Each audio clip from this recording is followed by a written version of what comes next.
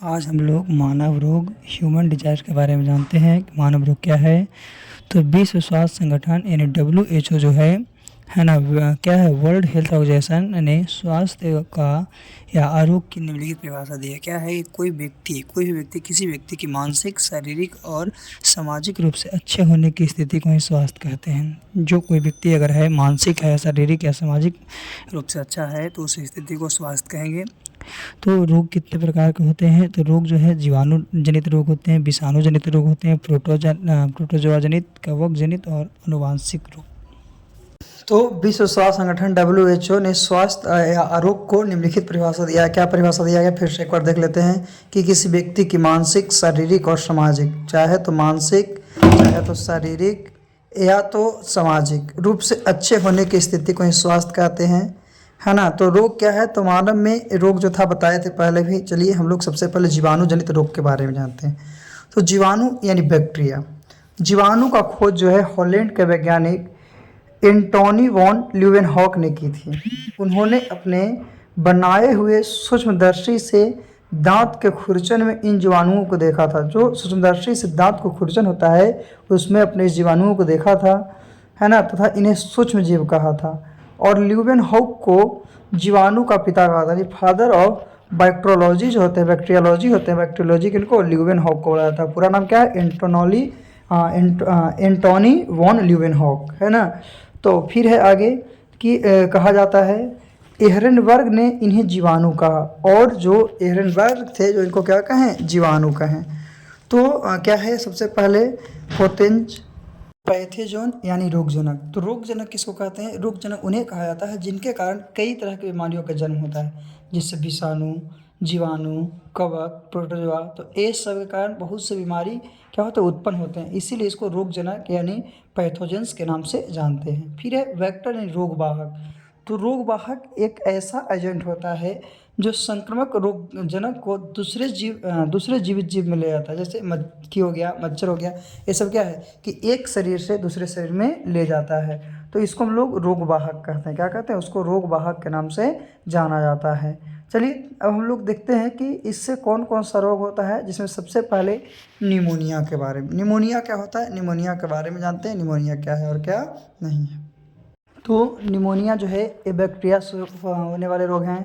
तो बैक्टीरिया, इसमें कौन सा बैक्टीरिया होते हैं, तो स्ट्रेफोनकस या डिप्लोकेसस प्नौमोडिल्स होते हैं। इससे कौन सा अंग प्रभावित होता है, तो जो निमोनिया है, निमोनिया से फेफड़ा अंग जो है आपका प्रभावित होता है। इसका लक्षण, जैसे निमोनिया होगा तो इसका लक्षण क्या दिखेगा, तो ठंड लगना, तेज बुखार, सांस लेने में तकलीफ, ये जो है आपका मेन कारण है, प्रमुख लक्षण है किसका, निमोनिया का। अगर ठंड लग रहा है, तेज बुखार है, सांस लेने में तकलीफ है तो निमोनिया हो सकता है। और इस कंडीशन में कौन सा अंग आपको प्रभावित करेगा, तो फेफड़ा को। तो निमोनिया रोग है जो कि क्या है, डिप्लोकोकस निमोनी, जैसे कि डिप्लोकोकस निमोनी बताया गया नामक जीवाणु है और उसी के कारण होता है। इसमें फेफड़ा में सूजन आ जाती है और रोगी को सांस लेने में तकलीफ होता है। रोगी को तेजी से बुखार आता है, उसे ठंड से बचा के रखना पड़ता है। यानी जिसको निमोनिया हो गया उसको हम लोग क्या करेंगे, ठंड से बचा कर रखेंगे। चलिए आगे हम लोग देखते हैं कि बैक्टीरिया से होने वाला रोग कौन है। तो आगे हम लोग हैजा के बारे में जानेंगे। हैजा यानी कॉलरा के बारे में जानते हैं कि कॉलरा क्या है और क्या नहीं है। तो हैजा यानी कॉलरा, देखिए कॉलरा भी है जो बैक्टीरिया से होने वाला रोग है। इसमें प्रभावित अंग क्या है, आंत है। क्या है, आंत है। ये कौन सा बैक्टीरिया से होता है, तो वैब्रो क्लोरा से। किसको, वैब्रो क्लोरा जो है, वैब्रो क्लोरा से क्या होता है कि आपका हैजा होता है। इससे कौन से प्रभावित अंग होते हैं, तो आंत जो है इससे प्रभावित होता है। इसका लक्षण क्या है, तो दस्त और उल्टी यानी वोमिटिंग, है ना, वोमिटिंग करना। फिर शरीर में पानी की कमी होना, किसका, हैजा का प्रमुख कारण है। यह रोग जो है तो विब्रोरिया कॉलेरी नामक जीवाणु के कारण होता है और मक्खियों द्वारा फैलाया जाता है। किसके द्वारा, मक्खियों के द्वारा फैलाया जाता है। उल्टी व दस्त से रोगी के शरीर का सारा पानी निकल जाता है। जब उल्टी होता है, दस्त होता है, इससे रोगी के शरीर का सारा पानी क्या होता है, निकल जाता है। और इसके कारण रोगी जो है क्या, रोगी में शरीर में पानी की कमी होती है। यानी जिससे रोगी के शरीर में पानी की कमी होती है और रोगी को पानी उबाल कर पिलाना चाहिए। और ऐसे रोगी को जिसको हैजा हो गया है, उस रोगी को क्या, तो पानी जो है उबाल कर पिलाना चाहिए, है ना। हैजा के बाद हम लोग और बैक्टीरिया संक्रमित रोग देखते हैं। तो आर्त ज्वर है जिसको टाइफाइड बोलते हैं। तो टाइफाइड जो है सैल्मोना टाइफी है। क्या है? जो कौन सा बैक्टीरिया था? सैल्मोना, जो सैल्मोना टाइफी है, जिसके प्रभावित अंग, इससे कौन सा अंग प्रभावित होता है? तो ये है आंत होता है। और टाइफाइड का टेस्ट कौन होता है? Two Widal test. टाइफाइड का टेस्ट जो होता है उसको हम लोग क्या कहते हैं? विडल टेस्ट कहते हैं। इसमें आंत के बुखार के नाम से जानता, कहा था कि आंत के बुखार, यानी आंत में बुखार हो गया है ना। आंत जो ज्वर है सोलोमोना टाइफी, क्या है? सोलोमोना टाइफी नामक जीवाणु का, जैसे कि बताया गया था कौन सा बैक्टीरिया है? तो सोलोमोना टाइफी जो है नामक जीवाणु के कारण होता है। यह प्रदूषित जल एवं भोजन से फैलता है। किससे? प्रदूषित जल एवं भोजन से फैलता है। और इस रोग में आंत एवं प्लीहा जो है क्या है? योनि ग्रंथियां तक बढ़ जाती है। और इससे रोगी के सर दर्द के साथ तेज बुखार आता है। अगर क्या टाइफाइड हो गया है तो इसको क्या होगा? सर दर्द के साथ साथ क्या होगा? तेज बुखार रहेगा। इसमें कौन सा प्रभावित होगा? तो आंत जो है इसमें प्रभावित होगा। तो टाइफाइड का टेस्ट को क्या कहते हैं? तो वाइडल टेस्ट। तो जो बैक्टीरिया है वो सलोमोना टाइफी के कारण होता है, जीवाणु के कारण होता है। ये सब बैक्टीरिया से होने वाले रोग हैं। चलिए बैक्टीरिया के बाद आगे हम लोग चलते हैं प्लेग के बारे में। प्लेग क्या है? प्लेग क्या है? तो प्लेग जो है ये आपका क्या है? एर्सिनिया पेस्टिस जो बैक्टीरिया के नाम से होता है। और इसमें प्रभावित अंग फेफड़ा और लिम्फ नोड्स होते हैं। इसके लक्षण क्या है? बुखार, सिर दर्द, कमजोरी और शरीर पर लाल काले धब्बे पड़ना। शरीर पर क्या है? लाल काले धब्बे पड़ना। प्लेग जो है खतरनाक जानलेवा और संक्रामक रोग का एक वर्ग है जो एर्सिनिया पेस्टिस जीवाणु के कारण होता है। यह जीवाणु मुख्य रूप से चूहों में पाया जाता है। इन जानवरों का खून पीने वाले कीड़े इस बीमारी को फैलाते हैं। यानी जो प्लेग है, प्लेग को जो इस जीवाणु का जो खून पीते हैं वो बीमारी को फैलाते हैं। इस रोग को ब्लैक प्लेग भी कहा जाता है, क्योंकि काले चूहे रोगजनक के मुख्य वाहक होते हैं। यह हवा या संपर्क के किसी अन्य माध्यम से भी एक व्यक्ति से दूसरे व्यक्ति फैल सकता है। हवा के माध्यम से भी या अन्य माध्यम से भी फैल सकता है। यह शरीर के लिम्फ नोड्स के कारण होने वाला संक्रामक रोग है। और लिम्फ नोड सूज करती है। लिम्फ नोड क्या करती है? सूज करती है। उंगलियां नीली या काली पड़ने लग जाती है। जब ये लिम्फ नोड सूज करते हैं तो उंगलियां नीली या काली पड़ने लगती है। और रोगियों को बुखार, ठंड, कमजोरी और भी तरह तरह की बहुत सारे परेशानियां आने लगती है। तो ये आपका किसका? प्लेग का है। प्लेग में कौन सा आपका रोग था? कौन सा बैक्टीरिया था?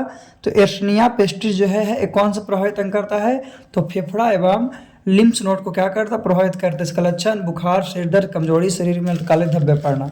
आगे हम लोग अगले देखते हैं बैक्टीरिया का। तो डिप्थीरिया। डिप्थीरिया क्या है? डिप्थीरिया के बारे में जानते हैं। डिप्थीरिया रोग जो है आपका कॉर्लिनीबैक्टीरियम डिप्थीरी नामक जीवाणु का कारण होता है। कौन सा बैक्टीरिया? तो कॉर्लिनीबैक्टीरियम डिप्थीरी से होता है। इसमें प्रभावित अंग श्वास नली। कौन सा? श्वास नली। इसका वैक्सीन क्या है? तो डीपीटी। लक्षण सांस लेने में कठिनाई और दम घुटना। डीपीटी कहने का मतलब क्या है? डिप्थीरिया, क्या है? प्रोटियम और टेटनम्स। तो ये जो तीनों है वो क्या है? आपका इसका वैक्सीन है। इस रोग में रोगी के गले का एक कृत्रिम झिल्ली बन जाती है जो सांस अवरोधक का काम करती है, जो सांस को रोकने का काम करती है। और इससे रोगी की मृत्यु भी हो सकती है, क्योंकि सांस जब नहीं ले पाएगा तो रोग मर सकता है। इसके बचाव के लिए हम लोग किसका टीका लेते हैं? तो डीपीटी का टीका। डीपीटी जो होता है उसका टीका पहले ही लगा दिया जाता है ताकि हमें डिप्थीरिया नामक बीमारी जो है नहीं हो। ये और एक किसका? बैक्टीरिया जनित रोग है। ये भी जो है क्या है आपका? तो बैक्टीरिया जनित रोग है ना। कौन से अंग को प्रभावित करेगा? तो श्वास नली को। इसके लिए कौन सा बचाव का? तो डीपीटी का टीका लगवाना चाहिए। इसका लक्षण क्या है? तो सांस लेने में कठिनाई एवं दम घुटना। चलिए आगे। तो डिप्थीरिया के बाद काली खांसी। काली खांसी क्या है? इसका बैक्टीरिया जो है, काली खांसी का बैक्टीरिया जो है आपका है बोर्डेटेला प्रेटिसिस। इससे प्रभावित अंग श्वसन तंत्र। इसका भी वैक्सीन डीपीटी है। इसमें क्या होगा कि लगातार खांसी आएगा। मुख्यतः यह रोग किसमें? बच्चों में होता है। और इसका प्रभाव हवा द्वारा होता है। इसका प्रभाव जो है, प्रसार जो है फैलता है किसके द्वारा? हवा के द्वारा। यह रोग हीमोफिलिस पर्टुसिस एवं बोटेला पर्टुसिस नामक से होता है। जैसे बताएगा कुछ बोटेला पर्टुसिस नामक जीवाणु से होता है। और इस रोग से बचने के लिए कौन सा टीका लगाते हैं? तो इस रोग से बचने के लिए डीपीटी का टीका लगाते हैं। काली खांसी किसमें होता है? तो बच्चों में होता है। और ये कौन से अंग को प्रभावित करता है? तो श्वसन तंत्र को प्रभावित करता है। इसका वैक्सीन के लिए हम लोग डीपीटी का क्या करते हैं? टीका लगवाते हैं। किसका? डीपीटी का। कौन से किसमें होता है? तो ये बच्चों में होता है ना। चलिए काली खांसी के बाद हम लोग आगे जानते हैं क्या है और क्या नहीं है बैक्टीरिया जनित रोग। तो अगला है टिटनस। टिटनस के नाम सुने हैं। टिटनस जो है आपका क्या है? तो क्लोस्ट्रिडियम टेटनी नामक जीवाणु के कारण होता है। इसमें प्रभावित अंग तंत्रिका तंत्र है, इसके वैक्सीन के लिए डीपीटी का ही होता है। इसका लक्षण क्या है? तेज बुखार है, शरीर में ऐंठन है, जबड़ा लॉक होना है, ये सब जो है आपका टिटनेस का है ना। तो टिटनेस को धनुष्टंकार या लॉक जॉ के नाम से जानते हैं। पहले ही बताएं कि यह जो जीवाणु है क्लोस्ट्रीडियम टेटनी नामक जीवाणु के कारण होता है। इसके जीवाणु घाव से होकर शरीर में प्रवेश करता है। अगर घाव है तो घाव के माध्यम से क्या है कि ये जीवाणु आपके शरीर में प्रवेश करता है और टिटनेस, जैसे कि कांटी वगैरह करता है तो हम लोग बोलते हैं टिटनेस होता है। तो ये इसी कारण है। टिटनेस जब हो जाएगा तो तेज बुखार रहेगा, शरीर में ऐंठन रहेगा, जबड़ा लॉक हो जाएगा। ये कौन सा अंग को प्रभावित करेंगे? तो तंत्रिका तंत्र को। इसके वैक्सीन के लिए डीपीटी। इसका कौन सा बैक्टीरिया है? तो क्लोस्ट्रीडियम टेटनी। क्लोस्ट्रीडियम टेटनी जो है आपका जीवाणु है, कैसे प्रवेश करता है हमारे शरीर में? तो ये घाव के माध्यम से हमारे शरीर में क्या करता है? प्रवेश करता है। कौन सा रोग है? टिटनेस रोग है। कौन सा रोग? टिटनेस रोग। चलिए, तो टिटनेस रोग के बारे में जानने के बाद अगले हम लोग देखते हैं कि बैक्टीरिया से होने वाला रोग कौन सा है ना। टिटनेस के बाद आपका है सिफिलिस। सिफिलिस क्या है? तो ये जो है ट्रैम्पोनेमा पैलिडियम बैक्टीरिया से होता है। किसके कारण? ट्रैम्पोनेमा पैलिडियम। इसमें प्रभावित जनगांग होते हैं। क्या होते हैं? जनगांग होते हैं। लक्षण शीर्ष व योनि पर लाल रंग के दाने। शीर्ष या योनि है उस पर कौन सा होगा? तो लाल रंग के दाने होंगे। इस रोग का कारक क्या था? बताया भी कि ट्रैम्पोनेमा पैलिडियम है। इस रोग का संक्रमण रोगी के साथ मैथुन संभोग करने से होता है। मैथुन संभोग सेक्सुअल जो होता है, हाँ, टर्मिनेटेड, उसके कारण होता है। और इस रोग में शीर्ष व योनि पर क्या होता है? लाल रंग के दाने होते हैं। बाद में शरीर पर चकत्ते तथा अंत में इस रोग में हृदय, यकृत व मस्तिष्क भी प्रभावित होते हैं। और इस रोग में पेनिसिलिन द्वारा लाभ होता है। इस रोग में क्या? पेनिसिलिन के द्वारा क्या होता है? लाभ होता है ना। तो ये जो है सिफिलिस जो है कौन सा? जनगांग में लक्षण क्या है? कि शीर्ष और योनि पर लाल रंग के दाने होंगे। तो ये है सिफिलिस का। चलिए, सिफिलिस के बाद हम लोग आगे जानते हैं कि कौन सा बैक्टीरिया जनित रोग है। तो अगला है तपेदिक या क्षय रोग। क्षय रोग के नाम जानते हैं, टीबी के नाम जानते हैं, ट्यूबरक्लोसिस। क्या है? ट्यूबरक्लोसिस। तो इसमें क्या है कि माइक्रोबैक्टीरियम ट्यूबरक्लोसिस के कारण ये रोग होता है। और इसमें कौन सा अंग प्रभावित होते हैं? तो फेफड़ा प्रभावित होते हैं इसका। तो बार बार खांसी के साथ बलगम या खून आना। बार बार खांसी होगा और खांसी के साथ बलगम या क्या आ जाएगा? खून आ जाएगा। इसके लिए बीसीजी का टीका लगवाते हैं। कौन सा रोग? बीसीजी का। यह जो रोग है संक्रामक रोग है। संक्रामक रोग है। और बताएं कि इस रोग के लिए कौन सा जीवाणु से होता है? तो माइक्रोबैक्टीरियम ट्यूबरक्लोसिस नामक जीवाणु से उत्पन्न होते हैं। इस रोग के लक्षण क्या है? तो बुखार, रात में पसीना आना, भूख, वजन व शक्ति में कमी आना, पाचन और तंत्रिका तंत्र में गड़बड़ी होना।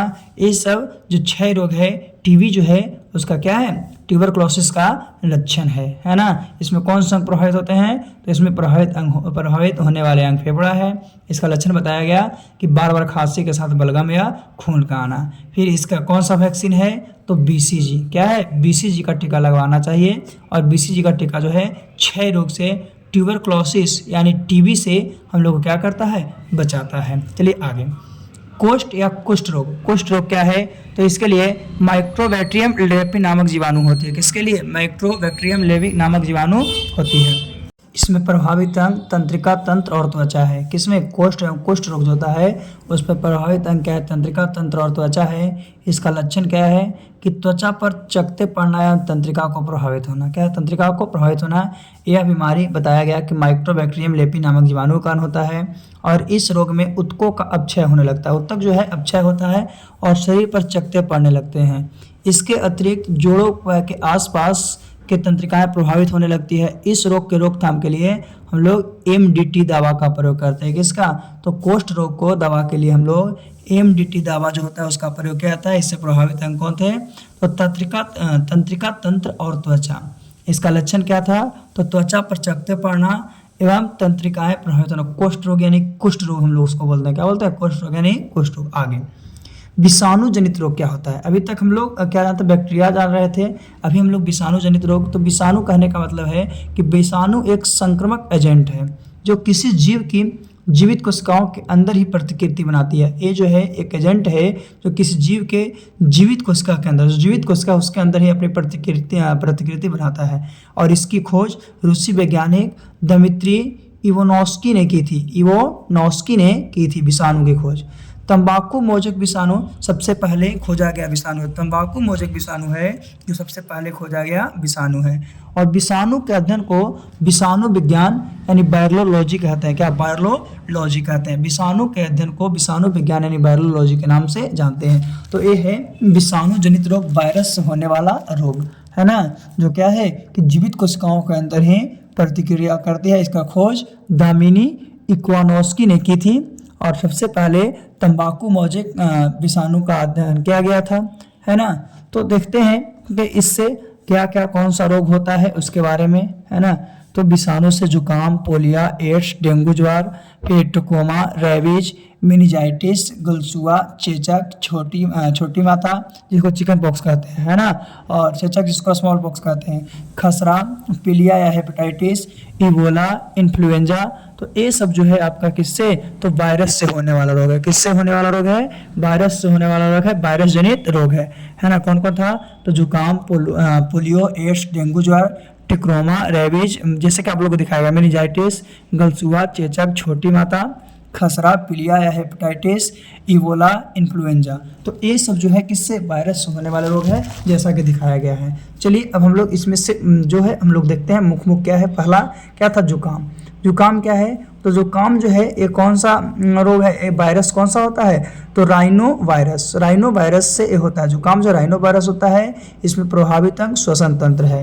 इसके लक्षण बुखार, थकान, गले की खराश, सूखी खांसी, सांस लेने में कठिनाई, बहती नाक, ये सब जो है जुकाम का है। जैसे जुकाम सर्दी जिसको बोलते हैं, कॉमन कोल्ड बोलते हैं, है ना। यह रोग सामान्यतः मौसम बदलते समय या सर्दियों में होता है। ये रोग जो है आपको मौसम बदलते समय या सर्दियों में होता है। और इस रोग के प्रमुख लक्षण श्वसन मार्ग की म्यूकस झिल्ली में सृजन, गले में खराश, छींकना, नाक बहना आदि जो लगभग 1 सप्ताह तक रहते हैं। इस रोग का संक्रमण छींकने से वायु में मुक्त बिंदु कणों द्वारा होता है। इसके अलावा संक्रमित व्यक्ति द्वारा किसी वस्तु को छूने से वहां वायरस कण लग जाते हैं और वहां से स्वस्थ व्यक्ति में संक्रमण हो जाता है। तो ये जुकाम का है। किसका है? ये जुकाम का है। चलिए जुकाम के बाद हम लोग आगे जानते हैं क्या है। जुकाम के बाद वायरस से होने वाला डेंगू ज्वर, तो इसको है अरबो वायरस। क्या है? डेंगू जो है किसके कारण? अरबो वायरस होता है। और इसमें एंडीज एपिडीजी जो है मच्छर को काटने से होता है। और ये जो है आपका एंडीज जो है ना, एंडीज मच्छर प्रभावित अंग, तो इससे पूरा शरीर अंग प्रभावित होता है। इसका लक्षण क्या है? तो बुखार रहेगा, जोड़ों में दर्द रहेगा, प्लेटलेट्स में कमी आएगी, है ना। तो यह रोग अरबो वायरस के कारण होता है जो कि एडीज एपिडिजी मच्छर द्वारा संचालित किया जाता है। इस रोग में बहुत तेज बुखार होता है। ये रोग होता है तो बहुत तेज बुखार आएगा, बहुत तेज बुखार आएगा। और सर हो गया, आँख हो गया, पेशी एवं जोड़ों में भयंकर पीड़ा होता है, बहुत दर्द होता है। इसीलिए इसे हड्डी तोड़ बुखार भी कहते हैं। कहता ना है कि डेंगू है, उसी को हम लोग हड्डी तोड़ बुखार कहते हैं। क्या कहते हैं? हड्डी तोड़ बुखार। यानी ये पूरे शरीर को क्या करता है? प्रभावित करता है। चलिए इसके बाद हम लोग डेंगू ज्वर के आगे जानते हैं क्या? चेचक। चेचक जो है आपका क्या है? तो वेरुलिया नामक वायरस से होता है। किसका? वेरुलिया नामक वायरस से होता है। इसमें भी संपूर्ण अंग प्रभावित होते हैं। इसका लक्षण क्या है? तेज बुखार, शरीर पर लाल दाने। किसका? चेचक का, जिसको स्मॉल पॉक्स के नाम से जानते हैं। यह एक बेहद संक्रामक रोग है जिसमें रोगजनक वेरुलिया नामक वायरस है। इस रोगी को सर, पीठ, कमर और उसके बाद पूरे शरीर में भयंकर दर्द होता है। पूरा का पूरे सर में रहेगा, पीठ में रहेगा, कमर में रहेगा, यानी पूरा शरीर में रहेगा। इसके बाद शरीर पर लाल लाल दाना पड़ जाता है और इसके रोगी को सभी से अलग रखना चाहिए। ये रोगी जो है यानी चेचक वाले रोगी को सभी से क्या है? अलग रखना चाहिए, है ना। किसमें? चेचक में।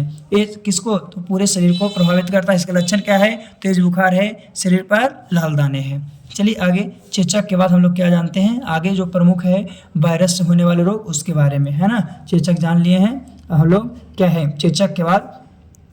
चिकन पॉक्स के बारे में जानते हैं, है ना। छोटी माता, है ना, चिकन पॉक्स। तो ये जो है ब्रिसेला वायरस नामक से होता है। इसमें भी संपूर्ण शरीर क्या होते हैं? प्रभावित होते हैं। इसमें हल्का बुखार, शरीर पर लाल दाने। यह रोग भी चेचक की तरह ही है, अत्यधिक संक्रामक रोग है। इसमें हल्के बुखार के साथ शरीर पर पित्तिकाएं निकल जाती है। हल्के बुखार के साथ शरीर पर पित्तिकाएं निकलेगी और इसके उपचार के लिए चेचक के टीके लगवाने पड़ते हैं। चेचक का क्या? टीका लगाना। तो चिकन बॉक्स छोटी माता को कहते हैं। चिकन बॉक्स किसको? छोटी माता को। इसमें प्रभावित अंग पूरा शरीर है। इसका लक्षण हल्का बुखार है, शरीर पर लाल दाने हैं। इसका वायरस कौन था? तो ब्रिसेला वायरस था, है ना, छोटी माता का। चलिए छोटी माता के बाद हम लोग आगे जानते हैं। छोटी माता के बाद चिकन पॉक्स के बाद किसके बारे में जानते हैं, है ना। इसमें क्या था कि तो पोलियो के बारे में जानते हैं। पोलियो जो है किससे कारण होता है, तो पोलियो जो है पोलियो वायरस का कारण होता है। पोलियो वायरस का कारण होता है। इससे प्रभावित अंग क्या है, तो तंत्रिका तंत्र। इसका लक्षण क्या होगा, तो मांसपेशियों में कोमलता या कमजोरी, हड्डियों में झुकाव। इसका प्रभाव सेंट्रल नर्वस सिस्टम पर होता है। किसका, सेंट्रल जो है नर्वस सिस्टम पर होता है। इसमें रीढ़ की हड्डी और आंत की कोशिकाएं नष्ट हो जाती है। पोलियो होता है तो उसमें रीढ़ की हड्डी हो जाएगा या आंत की कोशिका नष्ट हो जाएगी। इसके उपचार के लिए बच्चों को पोलियो रोधी दवा दी जाती है। और पोलियो के टीके का खोज जोनास साल्क ने की थी, परंतु इसके इंजेक्शन द्वारा दी जाने वाली वैक्सीन भी थी। लेकिन ये इंजेक्शन के द्वारा दी जाने वाली भी क्या है, वैक्सीन है ना। तो पोलियो जो है किसके कारण, पोलियो वायरस के कारण होता था। इसमें तंत्रिका तंत्र क्या होता है, प्रभावित होते थे। इसके लक्षण क्या था, तो मांसपेशियों में कोमलता और कमजोरी, हड्डियों में झुकाव आता था। ये पोलियो का था। चलिए पोलियो का जो टीका है उसका खोज जोनास साल्क ने किया था, परंतु वह इंजेक्शन द्वारा दी जाने वाली वैक्सीन थी। किसके द्वारा, इंजेक्शन के द्वारा दी जाने वाली वैक्सीन थी। पोलियो के आगे हम लोग जानते हैं क्या है, एड्स। एड्स का नाम सुने हैं। एड्स जो है ह्यूमन एमिनो डिफिशियंसी वायरस, जिसको HIV बोलते हैं, उसके कारण होने वाला रोग है। इसमें WBC यानी प्रतिरक्षा प्रणाली जो है खत्म हो जाती है प्रभावित अंग में। इसमें भूख न लगना, शरीर में ऊर्जा की कमी, रोग प्रतिरोधक क्षमता का नष्ट हो जाना, ये सब क्या एड्स का कारण। इसका टेस्ट जो है ELIA से, है ना, एंजाइम लिंक्ड इम्यूनो सर्वोट एसेरे है।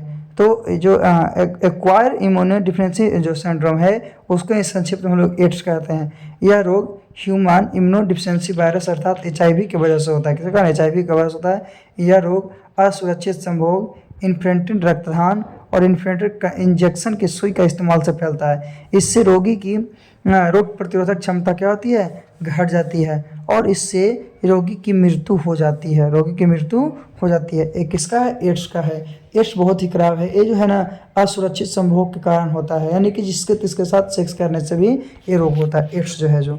चलिए आगे हम लोग एड्स के बाद जानते हैं क्या है, रेबीज के बारे में। तो रेबीज जो है आपको किसका, तो रेबडो वायरस के नाम से होता है या लेक्सो वायरस के नाम से होता है। इससे प्रभावित अंग क्या है, तंत्रिका तंत्र है। इसका लक्षण क्या है, पानी से डर लगना, जिसको रेबीज को पानी डर लगेगा, पागलपन जैसी हरकतें करना, जीभ बाहर निकलना, ये सब रेबीज का है। यह रोग कुत्ते, बिल्ली, बंदर आदि के काटने से या जख्म को चाटने से होता है। ये रोग जो है कुत्ता काट लेगा, बिल्ली काटेगा, बंदर काटेगा आदि को काटने से होगा या जख्म को चाटने से होता है। इस रोग का संक्रमण केंद्रीय तंत्रिका तंत्र में होता है। इस रोग के लक्षण 2 रूपों में देखने को मिलते हैं। पहले तो रोगी को पानी से डर लगता है और दूसरे में रोगी को पक्षघात यानी तेज बुखार, उल्टी आना और भयंकर सर दर्द, यानी 2 तरीका से। पहला में क्या होगा कि रोगी डरेगा, यानी कि एक जो है कि उग्र हो जाएगा और एक में है कि सुस्त हो जाएगा, है ना, तो रेबीज में। और इसके कारण हम लोग क्या करते हैं कि रेबीज के रोकथाम के लिए इसके टीके की खोज की गई थी। वो टीका था लुई पास्कर के द्वारा खोजा गया था। किसके द्वारा, लुई पास्कर के द्वारा खोजा गया था। चलिए इसके बाद गलसुआ। गलसुआ क्या है, तो गलसुआ जो है उसमें मम्प्स वायरस के कारण और इसमें प्रभावित अंग लार ग्रंथि है। इसका लक्षण क्या है, तो कान के नीचे स्थित पैरोडिड ग्रंथि में सूजन आ जाना। किसका, गलसुआ का। गलसुआ यानी कि गाल को फूल जाना, है ना। फिर इबोला। इबोला क्या है, तो इबोला वायरस के कारण होता है। इसमें प्रभावित प्रतिरक्षा तंत्र है। इसमें उल्टी, दस्त, बुखार, सिर दर्द, रक्तस्राव होता है। और इबोला का नाम जो है कांगो की एक सहायक नदी इबोला के नाम पर, कांगो में एक सहायक नदी है, कांगो की एक सहायक नदी इबोला उसी के नाम पर है। और यह वायरस सबसे पहले अमेरिका में पाया गया था। ये जो वायरस सबसे पहले कहाँ, अमेरिका में। इस रोग में रोगों की त्वचा गलने लगती है, यहाँ तक कि हाथ पैर से लेकर पूरा शरीर गल जाता है। ऐसी रोगों से दूर रहने के लिए इस रोग से हम लोग ऐसे रोगों से दूर रहने के लिए इस रोग को हमको क्या करते हैं, रोग वाले जो व्यक्ति होते हैं उसे सभी से क्या करते हैं, अलग रखते हैं। किसको, इम्बोला वाले। चलिए इसके बाद हम लोग जानते हैं क्या है, तो खसरा। खसरा क्या है, तो इससे ये जो है मोबी वायरलेस के कारण होता है। इसमें पूरा का पूरा अंग क्या होता है, प्रभावित होता है, संपूर्ण अंग। इसका लक्षण क्या है कि शरीर पर लाल दाने पड़ेगा, इसका भी लक्षण है। फिर इन्फ्लुएंजा है, तो ये जो है इन्फ्लुएंजा वायरस ABC के कारण होता है। इसमें भी पूरा का पूरा शरीर प्रभावित होते हैं। इसका लक्षण क्या है, सर्दी, खांसी, तेज बुखार, जोड़ों में दर्द। तो ये दोनों खसरा और इन्फ्लुएंजा के बारे में जाने। खसरा जो वायरस था मोबली वायरस था और ये जो इन्फ्लुएंजा था, इन्फ्लुएंजा वायरस एवियन सी था, दोनों में ही शरीर के पूरे मतलब पूरा संपूर्ण शरीर जो है प्रभावित होता है। तो खसरा में शरीर पर लाल दाग पड़ते हैं, लेकिन जो इन्फ्लुएंजा है इसमें सर्दी, खांसी, तेज बुखार, जोड़ों में दर्द, ये सब क्या है इसका लक्षण है ना, खसरा और इन्फ्लुएंजा का। चलिए इसके बाद हम लोग आगे देखते हैं क्या है और क्या नहीं है, ये दोनों रोग को देखने के बाद क्या है और क्या नहीं। फिर है पीलिया या हेपेटाइटिस। इसमें हेपेटाइटिस वायरस का कारण होता है, किसके कारण? पीलिया जो हेपेटाइटिस है ये हेपेटाइटिस वायरस का कारण होता है। इसमें कौन सा प्रभावित अंग है? तो यकृत जो है लिवर, इसमें क्या होता है प्रभावित होता है। इसका लक्षण क्या है कि पेशाब पीला होगा, आँख और त्वचा का पीला, आँख भी पीला लगेगा, त्वचा भी पीला लगेगा, इसका पीलिया हेपेटाइटिस का कारण है। फिर ट्रैकोमा। ट्रैकोमा क्या है? तो ये है चिलमेंडिया ट्रैकोमाइटिस के कारण होने वाला रोग है। इससे कौन सा अंग प्रभावित होता है? तो आँख प्रभावित होता है। इसका लक्षण क्या है? तो आँख में दर्द रहेगा, आँख का लाल होना, ये सब किसका? ट्रैकोमा का लक्षण है ना। इस पर कौन सा अंग प्रभावित होगा? तो आँख प्रभावित होगा। चलिए इसके आगे हम लोग जानते हैं। आगे प्रोटोजोआ जनित रोग। प्रोटोजोआ जनित रोग क्या है? तो प्रोटोजोआ जनित में मलेरिया हो गया, पायरिया हो गया, सोने की बीमारी हो गया, पेचिस हो गया, कालाजार हो गया। मलेरिया में आपका कौन सा है? तो प्लीहा या आरबीसी है। इसका प्रोटोजोआ कौन? प्लाज्मोडियम हो जाएगा। इसका लक्षण क्या है? ठंड के साथ बुखार आना। पायरिया, तो पायरिया जो मसूड़े में होता है। एंटमीबा जिनवलेसिस के कारण होता है, इसमें मसूड़े से रक्त निकलता है। सोने की बीमारी मस्तिष्क में होता है। और ट्रिप्नोसोमा के कारण होता है। बहुत नींद के साथ बुखार रहता है, बहुत नींद के साथ क्या रहता है? बुखार रहता है, सोने की बीमारी। पेचिस है तो ये आंत में होता है। इसमें एंटमीबा हिस्टोरिका के कारण होता है। श्लेष्मा या खून के कारण दस्त होता है। कालाजार स्थित मज्जा में। लिस्मोनिया डोनावानी तेज बुखार के कारण। मलेरिया के परजीवी का वाहक मादा इन्फ्लुएंजा मच्छर के काटने से। मलेरिया किसके कारण? तो मादा इन्फ्लुएंजा मच्छर के काटने से होता है। और सीसी मक्खी के कारण निद्रा रोग होता है। सीसी एक मक्खी होती है जिसके कारण कौन सा? तो इसी के कारण निद्रा रोग होता है। चलिए एक बार और फिर से रिपीट करते हैं, एक बार फिर से। तो मलेरिया किस कारण प्रभावित है? मलेरिया में प्लीहा एवं आरबीसी। इसको आप प्रोटोजोआ में कौन था? तो प्लाज्मोडियम। लक्षण ठंड के साथ बुखार। पायरिया रोग मसूड़े में। इसका प्रोटोजोआ एंटमीबा जिम्नोलेसिस। इसका लक्षण मसूड़े के साथ रक्त निकलना। सोने की बीमारी मस्तिष्क में। इसका प्रोटोजोआ ट्रिप्नोसोमा बहुत नींद के साथ बुखार। पेचिस जो है आंत। एंटमीबा हिस्टोलॉजिकल श्लेष्मा एवं खून के साथ दस्त। फिर जार कालाजार स्थित मज्जा में। लिस्मेनिया डोनावेंट तेज बुखार के कारण। फिर मलेरिया जो है परजीवी वाहक किसका था? तो मादा इन्फ्लुएंजा मच्छर का था। फिर है सीसी मक्खी जो है उसके कारण कौन सा रोग होता है? तो निद्रा रोग। दूसरी बात मलेरिया या याद रखिएगा मादा है, नर मच्छर नहीं, और उसका नाम क्या रहेगा? इनोफिलीज मच्छर। क्या रहेगा? इनोफिलीज मच्छर, है ना। चलिए अब हम लोग प्रोटोजोआ जनित रोग के बाद हम लोग थोड़ा सा और इसी में कुछ कुछ रोग जो प्रमुख है उसके बारे में जान लेते हैं। प्रोटोजोआ के बाद जो है आपका कौन सा रोग है जो है ना। इसके बाद अभी हम लोग वायरस भी जान गए हैं, वायरस का बैक्टीरिया भी जान गए हैं, प्रोटोजोआ जनित भी जान गए हैं। चलिए आगे हम लोग देखते हैं। तो दमा। दमा जो है एक प्रकार का संक्रामक रोग है। क्या है? संक्रामक रोग है। और मनुष्य के फेफड़े में इस पर्जियल फ्यूटिगिमिन्स नामक कवक के कारण होता है। एक कवक जीवाणु रोग है ये सब। अब हम लोग प्रोटोजोआ का कवक के बारे में, तो कवक के बीजाणु पहुंचकर यहाँ जाल बनाकर फेफड़े को सूक्ष्म नलिकाओं में सिकुड़न ला देते हैं, इसी को दमा कहते हैं। फिर गंजापन, तो यह टिनिया कैप्टिस नामक कवक से होता है। इस रोग में सिर के बाल की ग्रंथियां कवकों द्वारा नष्ट कर दी जाती है, जिससे सिर के बाल टूटने लगते हैं। इससे क्या होता है? सिर के बाल जो है टूटना है। गंजापन कहने का मतलब बाल झड़ जाना, पूरा पूरा टूट जाना, है ना। तो इसका टिटिया कैप्टिस नामक कवक से होता है। और इस रोग में सिर के बालों की ग्रंथियां के कवक नष्ट हो जाती है, और नष्ट होने के कारण सिर के बाल क्या होते हैं? टूटने लगते हैं। और जब सिर के बाल ही टूट जाएगा तो पूरा का पूरा बाल खत्म हो जाएगा, उसी को गंजापन बोलते हैं, है ना। तो क्या है? ब्लडनेस बोलते हैं। आगे दांत। दांत क्या है? तो रिंगवर्म। यह एक ट्राइकोफाइटिन नामक कवक से फैलता है, और कवक त्वचा के अंदर अपना जाल बना लेता है, जिससे त्वचा पर लाल रंग के गोले पड़ जाते हैं। किसका? लाल रंग के गोले पड़ जाते हैं। और यह एक संक्रामक रोग है। क्या? यह एक संक्रामक रोग है। फिर है एथलीट फुट्स। इस रोग का कारक टिनिया पेडिस नामक कवक है। यानी कवक जनित रोग ये सब है। यह त्वचा का संक्रामक रोग है, जो पैरों की त्वचा के कटने फटने और मोटे होने से होता है। तो त्वचा का क्या कटने फटेगा या मोटा हो जाएगा जिसके कारण होगा। और इस रोग का रोगाणु त्वचा के मुलायम हिस्से को प्रभावित करता है। ये जो एथलीट फुट्स है वो क्या करता है, त्वचा का जो मुलायम हिस्सा है उसको प्रभावित करता है। चलिए इसके बाद हम लोग और जानते हैं कि अभी हम लोग जान रहे थे कवक क्या है, कवक जनित रोग यानी कवक से होने वाले रोग के बारे में जान रहे थे। चलिए एक और रोग है, इसमें हम लोग देखते हैं कौन सा कवक से है। तो क्या है, खाज। खाज क्या है, इस रोग में कारक एक्रेज स्क्रैबिक है। इस रोग में त्वचा में खुजली और सफ़ेद दाग पड़ जाता है। इस रोग में त्वचा में खुजली होगी और उसके साथ साथ सफ़ेद दाग भी पड़ जाएगा। क्या हो जाएगा, सफ़ेद दाग पड़ जाएगा। तो ये खाज का होता है। चलिए इसके बाद हम लोग आगे जानते हैं अनुवांशिक रोग के बारे में। अनुवांशिक कहने का मतलब क्या होता है, जो कि पूर्वजों से प्राप्त होता है, उनके माता पिता से प्राप्त होता है ना। तो पहला है वर्णांधता। वर्णांधता यानी कलर ब्लाइंडनेस। इस रोगी को लाल और हरा रंग के पहचानने की क्षमता नहीं। जो कलर ब्लाइंडनेस हो जाएगा वो लाल और हरा रंग को पहचानेगा नहीं। इसमें लाल हरा दिखाई पड़ता है, लाल रंग हरा दिखाई पड़ता है। और इस रोग में मुख्य रूप से पुरुष प्रभावित होते हैं। ये जो वर्णांधता मुख्य रूप से कौन, पुरुष होते हैं। फिर है टर्नर सिंड्रोम। टर्नर जो सिंड्रोम है वो स्त्रियों में होता है। किसमें होता है, स्त्रियों में होता है। यह रोग से ग्रसित स्त्रियों में गुणसूत्रों की संख्या 45 होती है, यानी 44 ए और प्लस 101 कम होता है। इसे होना कितना चाहिए, 46 होना चाहिए। इसमें शरीर अल्प विकसित, कद छोटा एवं बक्ष चपटा होता है। और क्या होता है, इसमें शरीर जो है कम विकसित करेगा, कद छोटा हो जाएगा और बक्ष चपटा हो जाएगा। जंजगांग प्राय अविकसित होंगे, जिसमें वो बांझ होती है। जिसमें बांझ कहने का मतलब जिनका बाल बच्चा नहीं होता है। तो ये सब अनुवांशिक रोग है, जैसे कोई ना कोई परिवार में ऐसा होता ही रहता है। हीमोफीलिया क्या है, तो इस रोग में व्यक्ति के चोट लगने पर आधा घंटा से 24 घंटे तक रक्त का थक्का नहीं बनता। जिसमें हीमोफीलिया हो जाएगा, चोट लगेगा, कहीं कट फट जाएगा तो 24 घंटा तक रक्त थक्का नहीं जमता है ना। ब्रिटेन की महारानी विक्टोरिया हीमोफीलिया से ग्रसित थी। जो ब्रिटेन की महारानी विक्टोरिया थी, जो किससे, हीमोफीलिया से क्या थी, ग्रसित थी। इस बीमारी के बारे में तब पता चलता है जब धीरे धीरे करके एक के बाद एक सदस्य बीमारी के चपेट में आने लगते हैं। एक के बाद एक जो बीमारी के चपेट में आने लगता है तब इसका बाद में पता हम लोग को चलता है। हीमोफीलिया से शाही परिवार के कई सदस्य ग्रसित थे। और हीमोफीलिया जो नामक बीमारी था ये अनुवांशिक था, तो इसमें शाही परिवार के कई सदस्य भी ग्रसित थे।